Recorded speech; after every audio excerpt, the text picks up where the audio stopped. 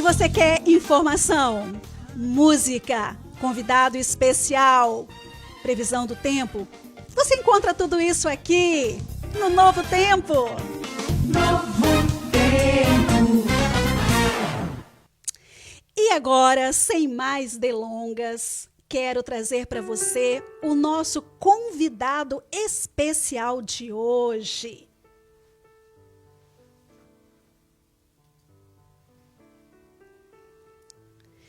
Vamos ver se está tudo certinho. Alô? Alô, boa noite, Lu. Boa noite. Queridos, vocês estão aí vendo e ouvindo o pastor Cleiton Feitosa. Olha, pastor, seja muito bem-vindo aqui no programa Novo Tempo, que é transmitido através da web rádio Insuperável. É um prazer, assim, pastor, muito grande recebê-lo aqui pela primeira vez e acredito que seja a primeira de muitas e muitas outras vezes que acontecerão, se Deus quiser. Se Deus quiser, Lu. Eu vou fazer um breve resumo para que vocês, os nossos ouvintes, possam conhecer o pastor Cleiton Feitosa. O pastor Cleiton é o pastor da Igreja Adventista Living Word no Maryland, certo? Tá correto. Ele é casado com a Delma e é pai de 2 meninos, o Derek, 16 anos, e o Malton, 14 anos. Juntos, essa família serve a Deus em diferentes congregações e escritórios administrativos da Igreja Adventista, isso já em 4 países, no Brasil, nos Estados Unidos e, acreditem, Egito e Sudão. O pastor Cleiton, ele fez o seu bacharelado em teologia no NASP, em São Paulo. É uma faculdade muito conhecida para todos que estão aí no Brasil. Posteriormente, ele concluiu o mestrado dele em missiologia e o doutorado em ministérios pela Universidade de Andrews. Então, queridos, com certeza temos muita coisa boa para ouvir do pastor Cleiton hoje aqui. Como eu já disse para vocês, ele vai trazer aí algumas coisas de acontecimentos da última semana, dos dias que antecederam a crucifixão de Cristo. Pastor Cleiton, nós queremos dizer que o programa Novo Tempo está aqui de braços abertos, com as portas e os microfones abertos para o senhor, sempre que o senhor quiser falar para nós, e que é um prazer muito grande tê-lo aqui conosco hoje, numa semana especial de Páscoa, trazendo um tema tão importante para os nossos ouvintes e para mim também, com certeza. E eu quero dizer que o senhor possa ser ungido pelo Espírito Santo nesse momento, e com o senhor a palavra. Mais uma vez, boa noite, Lu, boa noite, ouvinte da rádio. Se você também está assistindo, você é muito bem-vindo. É uma alegria muito grande poder falar com vocês. A única pena é que a gente não pode se ver, mas pela fé eu acredito que existem milhares de pessoas aí em diversos lugares nesse país, no Brasil, em outros lugares de fala portuguesa, que nos escutam nessa noite. Uma alegria muito grande participar do programa pela primeira vez. Fico muito feliz com o convite, me sinto muito honrado, e é sempre muito bom a gente falar de Deus, a gente compartilhar a palavra de Deus. Então, sempre que a gente tem um convite como esse, não tem como dizer não. Que bom, pastor. Nunca diga não, que nós vamos convidar outras vezes. Tá certo. Muito obrigado. Essa semana é uma semana muito especial. E a gente chama essa semana de Semana Santa, Semana da Páscoa, existem vários nomes, né, para essa semana especial. E eu vou começar com uma curiosidade a respeito dessa semana. Não sei se você sabia, mas a data da Páscoa, a semana no calendário da Páscoa, não é uma unanimidade no mundo cristão. Vou mencionar um caso aqui. A Lu mencionou que nós moramos no Egito e nós fomos trabalhar no Egito num período da nossa vida. E quando eu cheguei no Egito, eu descobri que o Natal era no dia 7 de janeiro. Não sei se alguém que me escuta já teve a oportunidade de celebrar o Natal no dia 7 de janeiro. Eu falei, mas o que está acontecendo? E aí a gente descobre que existem divergências no calendário religioso entre vários cristãos ao redor do mundo, os cristãos ortodoxos e os cristãos do Ocidente, os cristãos romanos. No princípio, na era cristã, todos celebravam as festividades religiosas na mesma data, na mesma época, eles caminhavam juntos. E havia muita discussão no começo, às vezes, para tentar se desassociar um pouco dos judeus e seguir um calendário mais cristão. Mas todos seguiam as mesmas datas e celebravam na mesma época. E houve algumas decisões no Concílio de Nicéia, no ano 325, mas muitos anos depois, no ano 1582, a Igreja Romana adotou o calendário gregoriano. E ali eles passaram a estabelecer as suas datas religiosas a partir desse calendário.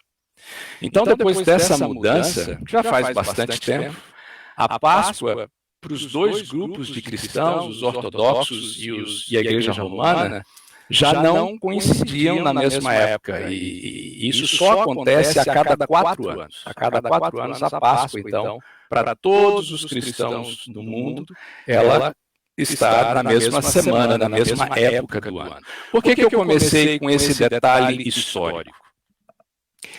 Para a gente entender que a importância dessa semana não está na data em si. Não é uma celebração sacramental, como a gente diria, santa, e sim simbólica.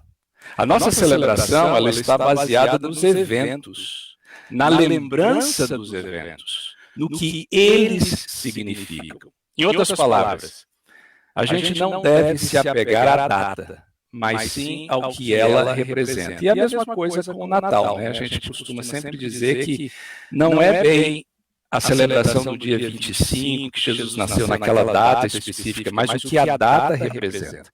É a mesma coisa com a celebração da Semana da Páscoa e dos eventos ao redor da Páscoa. A gente vai falar um pouquinho sobre a última semana de Jesus. Aquela última semana de Jesus era a semana da Páscoa. A Páscoa era uma festividade judaica, de um simbolismo muito forte. É interessante estudar e ver como os símbolos da Páscoa original estão relacionados a tudo que ocorreu com Jesus naquela última semana antes da sua morte. Então não é só por acidente que Jesus morre na semana da Páscoa. Que os últimos dias da vida de Jesus acontecem justamente na semana que os judeus celebravam a Páscoa. Existe uma conexão muito intencional a respeito desses dois eventos. A Páscoa ela era considerada uma das principais festividades do calendário judaico. Ainda é uma das principais festividades do calendário judaico. Existem 3 principais festivais de peregrinação, que a gente chama. Por que peregrinação? Porque as pessoas tinham que viajar até Jerusalém para celebrar a Páscoa. Existiam outras celebrações que você podia fazer de casa. Se você morasse na Galiléia, se você morasse em outras regiões fora da Judéia, fora de Jerusalém, você poderia celebrar com a sua família, com o seu povoado. Mas a Páscoa era uma das 3 em que você, como adulto, homem principalmente, você deveria viajar para Jerusalém para celebrar a Páscoa em Jerusalém com todos os outros judeus e ali fazer o sacrifício no templo. Por que ir a Jerusalém? Por causa do templo que ficava em Jerusalém. Segundo alguns estudiosos, acredita-se que a cidade de Jerusalém tinha aproximadamente de 30 a 50 mil habitantes nessa última semana de Jesus ali. Mas na época da Páscoa, a cidade recebia uma média de 200 a 250 mil visitantes. Então, imagina, uma cidade bastante, né, Lu? De 30 a 50 mil habitantes, numa semana, tem praticamente 10 vezes mais pessoas naquela cidade. Era uma aglomeração tremenda. A preparação era impressionante. Eles tinham que consertar pontes, eles tinham que consertar estradas, eles tinham que providenciar acomodação para todas essas pessoas. Ainda bem que ali no Oriente Médio as pessoas são muito hospitaleiras, né? Então, a hospedagem não era um problema, mas era gente em todos os lugares. Existia uma coisa muito interessante também, que era muito forte naquela semana: o comércio de cordeiros para o sacrifício. Se você tem 250 mil pessoas celebrando a Páscoa em Jerusalém, isso significa que você precisa de uma quantidade absurda de cordeiros, né, para poder serem sacrificados como parte da celebração da Páscoa. E essas pessoas que vinham a Jerusalém, todas queriam visitar o templo. Então era uma semana onde o templo estava sempre muito cheio de pessoas, de todos os lugares. Era uma verdadeira celebração. A Páscoa, ela tem as suas raízes na história do Êxodo. E ontem o Silas mencionou bem rapidamente essa conexão. A história do Êxodo é a história da libertação do povo hebreu da escravidão egípcia. É uma história muito famosa na Bíblia. E a melhor forma da gente entender o significado da Páscoa, Lulu, e consequentemente o significado da última semana de Jesus aqui na Terra, antes da sua morte, é entender como e por que a Páscoa foi estabelecida. Se a gente tivesse um pouquinho mais de tempo, a gente poderia falar um pouco mais sobre a origem da Páscoa, né? Mas eu queria mencionar só algumas coisas básicas para os nossos ouvintes poderem fazer essa conexão e entender um pouquinho melhor o que aconteceu na última semana de Jesus. A gente precisa entender a Páscoa original para que os eventos da última semana de Jesus façam mais sentido. Então, a Páscoa original, ela surgiu como um memorial da libertação do povo da escravidão egípcia. Isso a gente precisa ter muito claro na mente. O que é a Páscoa? A Páscoa original, ela é um símbolo muito forte, uma celebração da libertação do povo hebreu da escravidão egípcia. E na Bíblia, essa escravidão egípcia do povo hebreu é um símbolo da nossa escravidão do pecado. E aí a gente começa a fazer o link, a gente começa a fazer a conexão. A escravidão de vários anos do povo hebreu no Egito, na Bíblia como um todo, é um símbolo da nossa escravidão no pecado. Sendo assim, a libertação ocorrida com a Páscoa, que foi a saída deles da escravidão, indo para o deserto e, consequentemente, alcançando terras prometidas, essa libertação ocorrida na Páscoa original é um símbolo da nossa libertação do pecado. É um símbolo da nossa libertação do pecado. E aí que existe um paralelo muito forte com Jesus. Por isso que eu digo, não poderia a morte de Jesus, aquela entrega de Jesus, e amanhã vocês vão escutar um pouco mais sobre isso, não poderia ocorrer em outra semana. Estava intimamente conectada com a celebração da Páscoa. João Batista, né, o profeta, primo de Jesus, que veio para preparar o caminho para o Messias, para preparar o caminho para Jesus, quando ele vê Jesus no início do ministério, o que ele diz? Como é que ele identifica Jesus?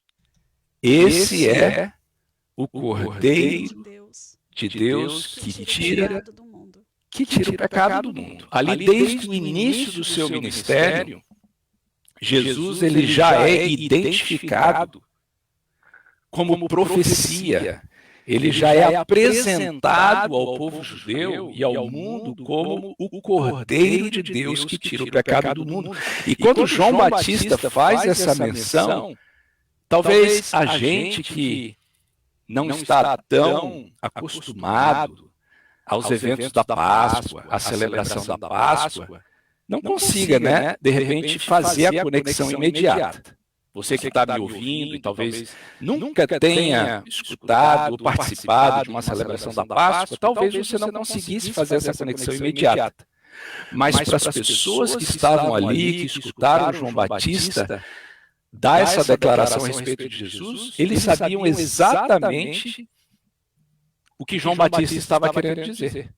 Jesus era o Cordeiro Pascual. Ele era aquele Cordeiro de Deus que tira o pecado do mundo. A pessoa queria nos livrar dessa escravidão que o pecado causa da vida de todos nós. Por causa da Páscoa original.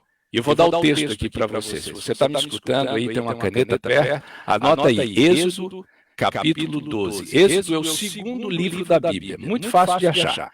Abre lá no segundo livro da Bíblia, mas faz isso depois. A gente vai continuar aqui. A gente vai continuar estudando aqui. Depois que terminar o programa, antes de você dormir hoje, vai lá em Êxodo, segundo livro da Bíblia, capítulo 12. Eu queria que você lesse sobre a Páscoa original. Ali você vai entender por que Deus instituiu a Páscoa, vai ver a conexão com a libertação do povo hebreu. E aí você vai fazer o paralelo e a conexão com a vida de Jesus e com a última semana de Jesus, tá bom? Êxodo, capítulo 12, fica aí a dica para a leitura depois do programa. O que aconteceu naquela última semana? Jesus não morava em Jerusalém. Então, ele, como todos os outros judeus, ele viajou para Jerusalém. E Jesus ia para Jerusalém com frequência, mas a maioria do seu ministério aconteceu na Galileia, aconteceu ao norte. Mas ele vinha até a Judéia. Mas com certeza, na época da Páscoa, Jesus, assim como os seus discípulos e todos os outros judeus, ele precisava celebrar a Páscoa em Jerusalém. Então Jesus viaja para Jerusalém. E ele se hospedou na casa de Lázaro. Isso é um detalhe interessante também. O Evangelho de João diz que Jesus chegou 6 dias antes da Páscoa. A Páscoa ia ser celebrada no final daquela semana. E Jesus chega em Betânia, na casa de Lázaro, 6 dias antes da celebração da Páscoa. Um detalhe curioso é que aquela Páscoa específica, essa Páscoa que a gente está descrevendo aqui da última semana de Jesus, ela atraiu, além de judeus, dos judeus que deveriam estar lá, ela atraiu muitos curiosos, outras pessoas que talvez não precisavam estar lá, mas diferente de todas as outras celebrações da Páscoa antes e talvez depois, aquela semana de forma específica tinha mais gente do que normalmente tinha. Por quê? Eu ia perguntar por quê, pastor. Tá bom, então vamos lá. Por quê? Duas razões. Primeiro, porque Jesus já estava muito famoso. As coisas que Jesus fazia, as palavras bonitas, impressionantes que ele compartilhava, os milagres que ele realizava. Ou seja, Jesus era um personagem famoso em toda a Judéia, em toda a nação de Israel, e as pessoas queriam ver Jesus. Elas queriam estar onde Jesus estava. E elas sabiam que naquele momento, naquela semana, Jesus estaria em Jerusalém. Jesus não tinha uma agenda, né? E dava assim 6 meses adiantado para as pessoas, olha, semana que vem eu vou passar para Cafarnaum, depois na outra semana eu vou descer um pouquinho mais, passo para o Samaria. Jesus não tinha isso. Então, as pessoas não sabiam exatamente qual era o itinerário, mas naquela semana eles sabiam que Jesus estaria em Jerusalém. Esse é o primeiro motivo. O segundo motivo é que Jesus, não muito tempo antes, havia ressuscitado Lázaro. E essa notícia da ressurreição de Lázaro tinha se espalhado que nem fogo em plantação. E imagina uma pessoa ressuscitada depois de 4 dias no sepulcro. Todo mundo queria ver. Grande atração, né, pastor? Com certeza, a pessoa que havia sido. Queria ver quem havia ressuscitado Lázaro e queria ver Lázaro que havia sido ressuscitado. Com certeza. Então, existia essa atração a mais aí. E Jesus foi e se hospedou na casa de Lázaro porque eles eram amigos, bem amigos. Naquele final de semana, teve um jantar ali na casa de Lázaro, por ali. Não na casa de Lázaro, mas na cidade, teve um jantar com Simão. Simão era um leproso que havia sido curado e era um admirador de Jesus, havia sido fariseu, já estava naquele processo de investigação. Lu. Eu gostaria até de dizer que era um processo de conversão, mas ele tinha um coração muito duro. Mas de qualquer forma, ofereceu um jantar e naquele jantar Jesus foi ungido por uma mulher. Talvez você que me escuta conheça essa história, vai se lembrar. Eu lembro dessa história. É a história do perfume, né, pastor? Exatamente. A história do perfume. Maria chega ali, coloca aquele perfume nos pés de Jesus, ela unge Jesus, e nesse ato, Jesus, ele fala uma coisa interessante para descrever o que está acontecendo ali. Ele fala que Jesus, estava sendo preparado para o seu sepultamento. Olha que interessante. E essa declaração, ela é importante. Importante porque durante muito tempo, Jesus não revelou o propósito explícito da sua missão. Sabe, durante muito tempo, durante anos, Jesus fazia as coisas que ele precisava fazer, cumpria a sua missão, mas muitas vezes ele não deixava nem que as pessoas soubessem que foi ele que curou, que foi ele que pregou, que foi ele que esteve ali. Mas havia chegado o momento onde Jesus agora não escondia mais nada. Nessa última semana, eu me arrisco a dizer, nessa última semana de Jesus, ele não perdeu nenhuma oportunidade de revelar claramente o que estava para acontecer.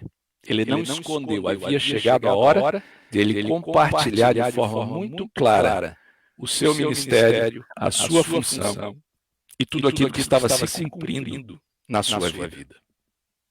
Segundo a tradição cristã, e aqui vem um detalhe bem interessante também, Lu, e você que me escuta. Jesus entra em Jerusalém montado em um jumentinho. Isso é cumprimento de profecia. Por isso que eu digo, a semana de Jesus da Páscoa ela é muito especial, porque não é só a morte de Jesus que é cumprimento de profecia. Tudo que acontece naquela semana é cumprimento de profecia. Ele entra montado no jumentinho e ele cumpre a profecia de Zacarias, capítulo 9, verso 9. Você pode ler depois. E ali, Jesus entrando em Jerusalém, isso depois que ele saiu da casa de Lázaro, foi a Jerusalém, ele fez essa viagem algumas vezes naquela semana. Mas na primeira vez que ele entra em Jerusalém, ele é recebido por uma multidão que o aguardava, as pessoas colocavam seus mantos no caminho, saudavam com palmeiras e muitos cânticos, na esperança que nessa semana Jesus fosse coroado rei dos judeus e libertasse o seu povo do domínio romano.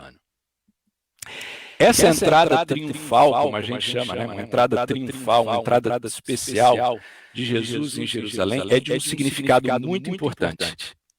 Uma evidência disso é que é um dos poucos acontecimentos da vida de Jesus que aparecem nos 4 evangelhos. Nem tudo que você lê em Mateus, você lê em Marcos, Lucas e João. Mas algumas coisas você lê em todos os evangelhos. E essa entrada de Jesus em Jerusalém está em todos os evangelhos. Ela é muito importante. E ela mostra o contraste de 2 realidades. Jesus conhece as Escrituras.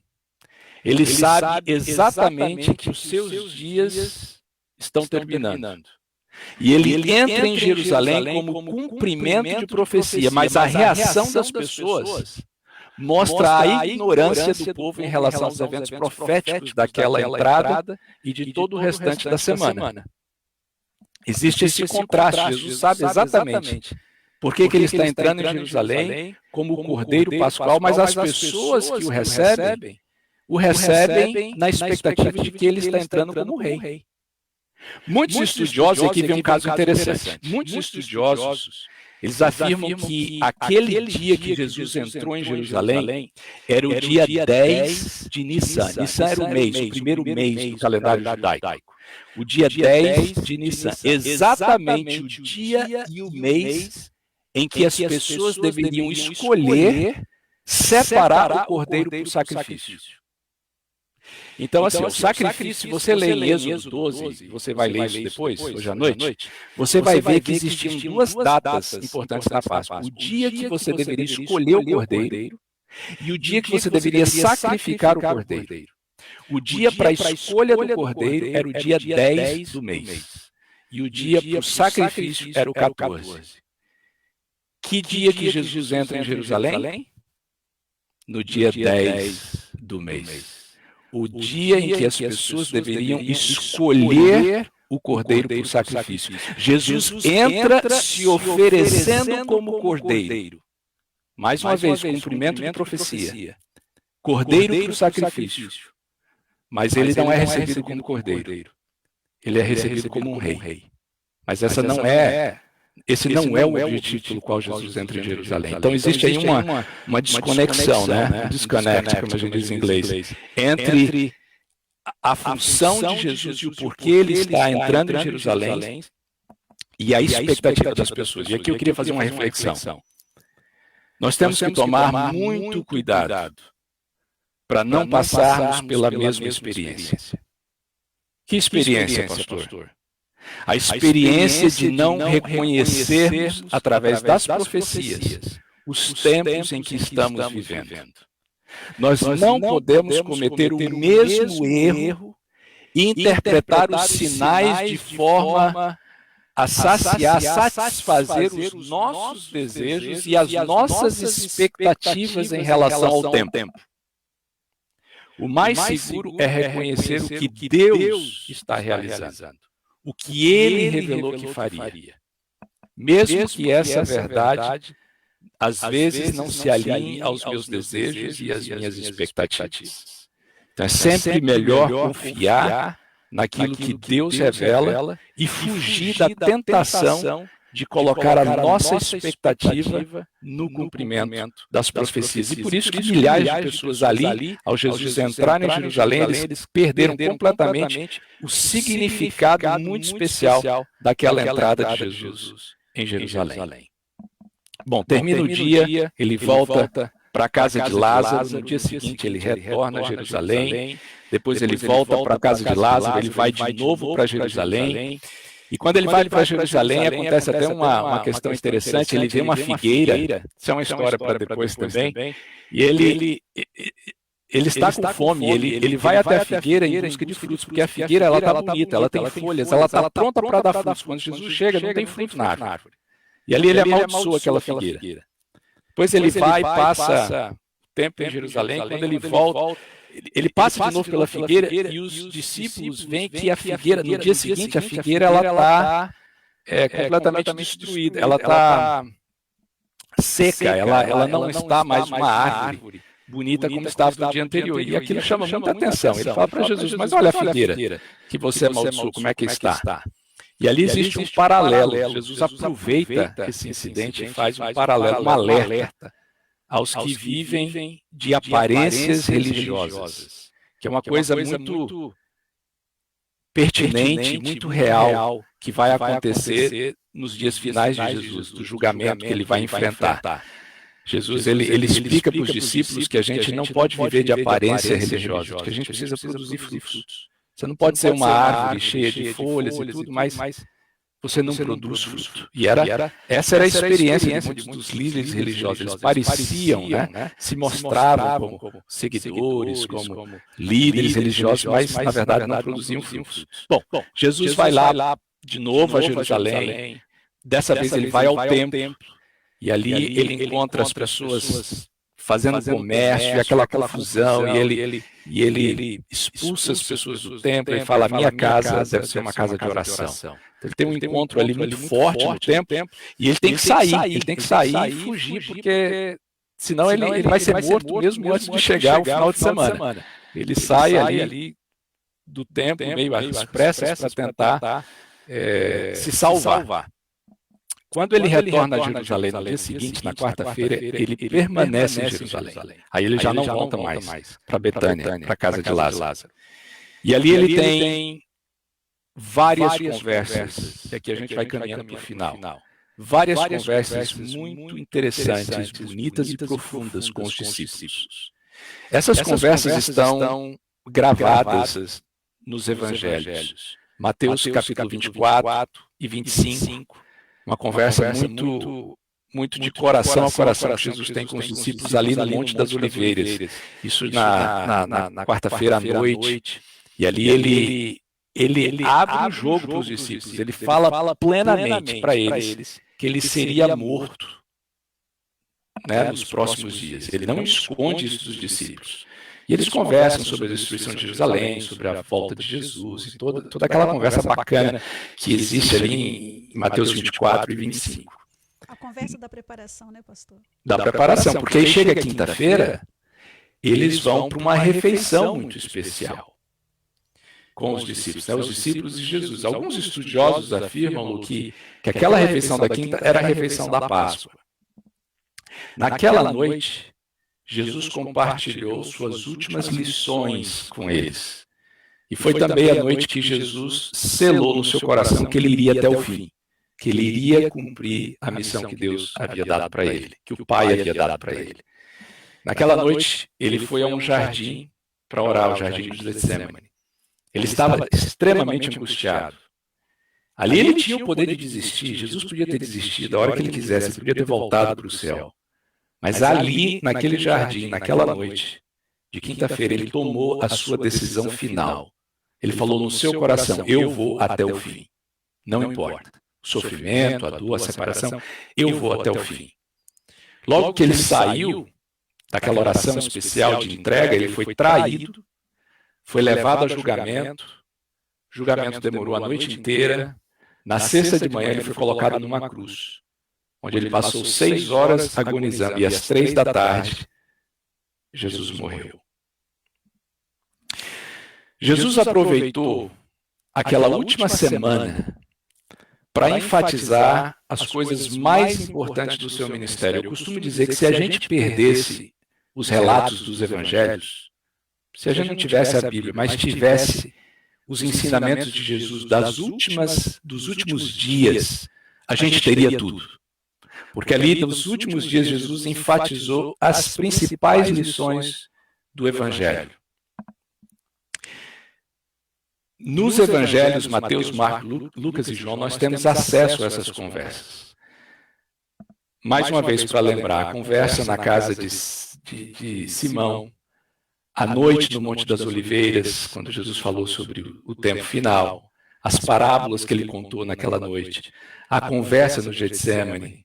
Tudo isso foram lições muito especiais. E eu queria terminar lendo para vocês o trecho de uma dessas conversas, porque foram muitas coisas que eles cobriram juntos ali, que Jesus compartilhou. Esse trecho da Bíblia que eu vou ler está em João, capítulo 15. João, capítulo 15, versos 1 a 5. E Jesus estava ali naquela refeição com com os discípulos já, né, no finalzinho do dia, ali na quinta noite, e ele disse o seguinte: eu sou a videira verdadeira e meu pai é o agricultor. Todo ramo que estando em mim não dá fruto, ele corta. E todo que dá fruto, ele poda para que dê mais fruto ainda. Vocês já estão limpos pela palavra que lhes tenho falado. Permaneçam em mim, e eu permanecerei em vocês. Nenhum ramo pode dar fruto por si mesmo, se não permanecer na videira. Vocês também não podem dar fruto, se não permanecerem em mim. E aí Jesus esclarece bem, ele está contando isso em forma de parábola quase, né? Mas aqui ele esclarece: eu sou a videira, vocês são os ramos. Se alguém permanecer em mim e eu nele, esse dá muito fruto, porque sem mim vocês não podem fazer coisa alguma. Esse é o segredo da vida cristã. Nos últimos momentos ali de interação com os discípulos, Jesus, já sabendo que não estaria com eles por muito mais tempo, Jesus deixa uma mensagem muito poderosa, uma mensagem muito esclarecedora, uma mensagem que serve para os discípulos e que serve para todos nós, que um dia viríamos a crer, a seguir esse Cristo Jesus. Ele diz que nós devemos estar conectados a Ele. Vocês sabem que um dos maiores desafios nas pregações de Jesus, nas interações de Jesus com as pessoas, uma das maiores heresias que Jesus precisou combater durante o seu ministério foi a arrogância religiosa das pessoas, especialmente dos líderes. O que eu estou querendo dizer com isso? Pessoas tentando viver por sua própria justiça.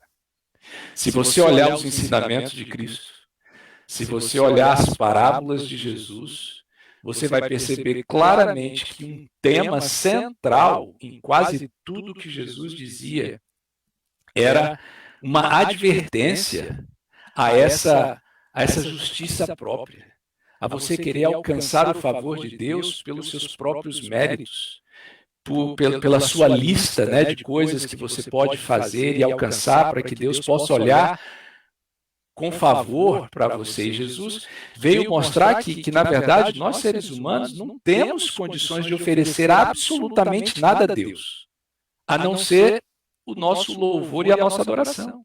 E foi por isso que Jesus precisou vir.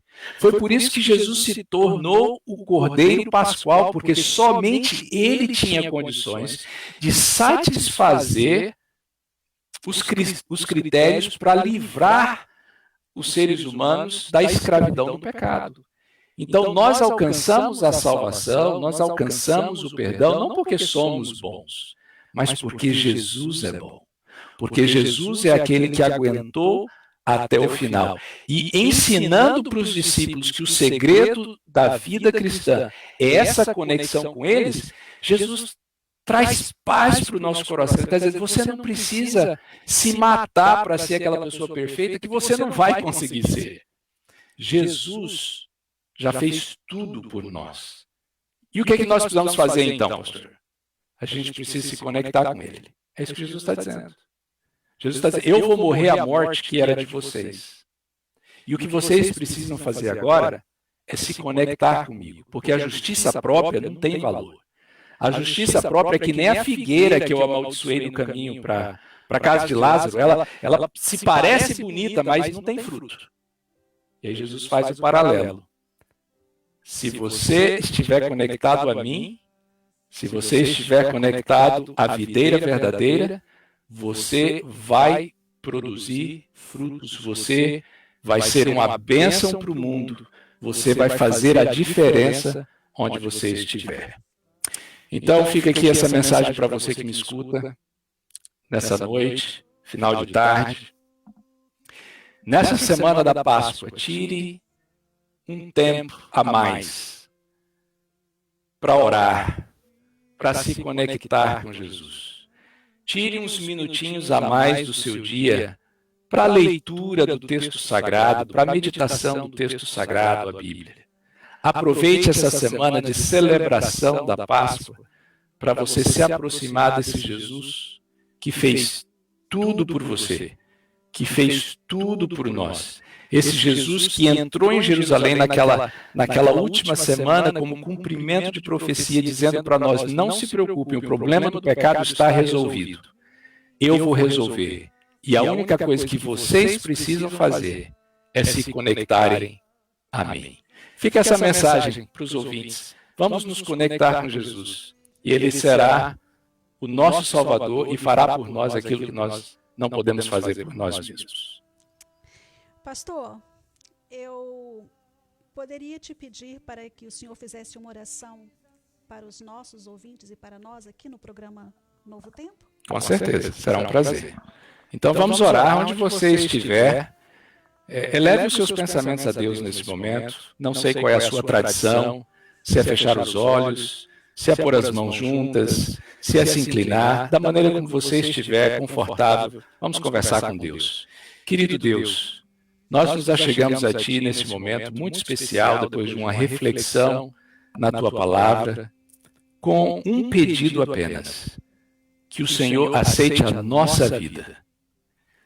Pai querido, eu não sei quantas pessoas estão escutando esse programa, eu não conheço a história deles, eu não sei se são pessoas que estão próximas de Ti, ou talvez pessoas que nem Te conhecem muito. Eu oro para que nesse momento o Teu Santo Espírito trabalhe no coração das pessoas que ouviram essa mensagem e que cada um de nós possamos entender que a salvação, a libertação do pecado está em Jesus. Não em fazermos boas obras, não em tentarmos ser bons, mas em acreditarmos no Cordeiro Pascual, em acreditarmos em Jesus, aquele que veio para morrer pelos nossos pecados. Que nessa semana da Páscoa possamos meditar nisso e aceitar o sacrifício de Jesus como perdão para os nossos pecados. Nós oramos estes favores e essa graça, em nome de Jesus. Amém. Amém. Pastor Cleiton Feitosa, muito obrigado por sua participação aqui conosco no programa Novo Tempo, que é transmitido através da web rádio Insuperável. Linda mensagem, inspiradora mensagem, que o Espírito Santo possa continuar usando o Senhor, usando a sua família na pregação do Evangelho. Amém. A gente vai se encontrar aqui outras vezes. Muito obrigado pela oportunidade, um grande abraço a todos os ouvintes. E uma feliz Páscoa a todos. Feliz Páscoa para o senhor também, pastor. Amém. Obrigado.